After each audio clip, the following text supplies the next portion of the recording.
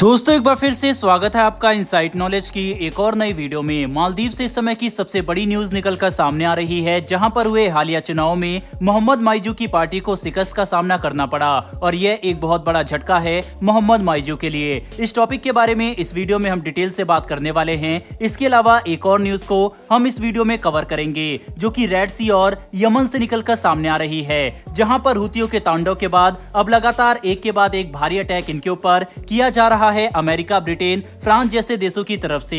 इस खबर के बारे में भी इस वीडियो में बात करेंगे। दोनों खबर काफी इंटरेस्टिंग है, इसीलिए वीडियो को अंत तक जरूर देखिएगा। साथ ही अगर आपको वर्ल्ड अफेयर से जुड़े टॉपिक में इंटरेस्ट है तो आप हमारे चैनल इनसाइट नॉलेज को सब्सक्राइब कर सकते हैं, जिससे हमारी डेली वीडियो आप तक सबसे पहले पहुंच सके। तो चलिए शुरू करते हैं इस वीडियो को। पहले बात करते हैं मालदीव से निकल कर आ रही खबर से। दरअसल दोस्तों, चीन का दौरा करके जैसे ही मालदीव के प्रेसिडेंट मोहम्मद माइजू मालदीव पहुंचे, उन्हें एक बहुत बड़ा झटका लगा।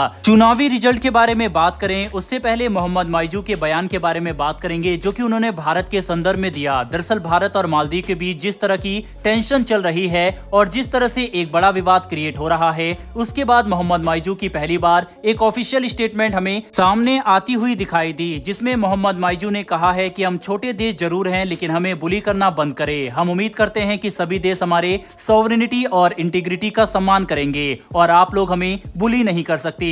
उनके इस स्टेटमेंट की एक छोटी सी क्लिप आप अपनी स्क्रीन पर देख सकते हैं।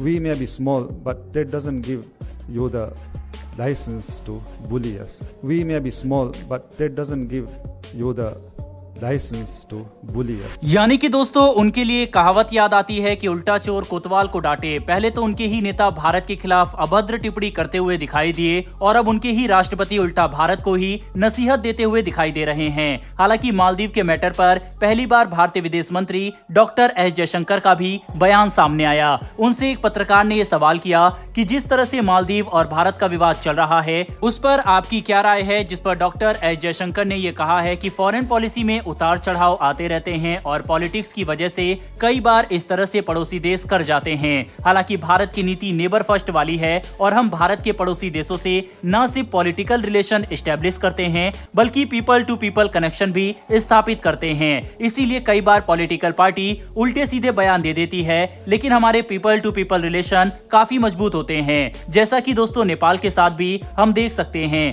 कि कई बार पॉलिटिकल गेन्स के लिए वहां पर पिछली सरकार जैसे कि ओली की हो, वे भारत के खिलाफ कई बार बयानबाजी कर जाते थे, लेकिन पीपल टू पीपल यानी भारतीय लोग नेपाल का बहुत सम्मान करते हैं, वहीं नेपाली लोग भी भारत का बहुत सम्मान करते हैं। तो उन्होंने इसी का जिक्र किया।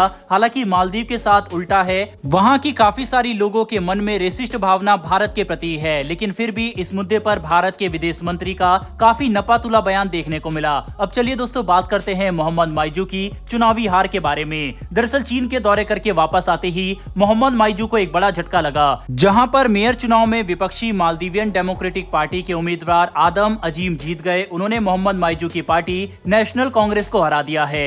आदम अजीम 5303 वोटों से जीते हैं, जो कि काफी बड़ी जीत मानी जा रही है, क्योंकि मालदीव की पॉपुलेशन कोई बहुत ज्यादा नहीं है और वहां पर काफी कम लोग चुनाव में वोटिंग करने के लिए पहुंचे थे। अब दोस्तों इंटरेस्टिंग बात यह है, जिस वजह से ये जीत भारत के लिए काफी महत्वपूर्ण है, कि मालदीवियन एंड डेमोक्रेटिक पार्टी के जो लीडर है यानी कि जो नेतृत्व कर रहे हैं इस पार्टी का, वह मोहम्मद सुले हैं, जिन्हें भारत का समर्थक माना जाता है। अभी हाल ही में राष्ट्रपति चुनाव में मोहम्मद माइजू जीते थे। ऐसे में अब मेयर चुनाव में जिस तरह से मोहम्मद माइजू को हार का सामना करना पड़ा सिर्फ मात्र 6 महीनों के अंदर ही, इससे ये साफ जाहिर होता है कि मोहम्मद माइजू के लिए आने वाले समय में सत्ता में बने रहना थोड़ा मुश्किल होगा। हालांकि तब तक मालदीव बचेगा या फिर बेच खाएंगे मोहम्मद माइजू, ये तो देखने वाली बात होगी। बहरहाल बढ़ते हमारी दूसरी खबर की तरफ। दरअसल हुतियों के तांडव के बाद अब ताबड़तोड़ अटैक किए जा रहे हैं इनके ऊपर और इसकी कमान संभाली है अमेरिका ने।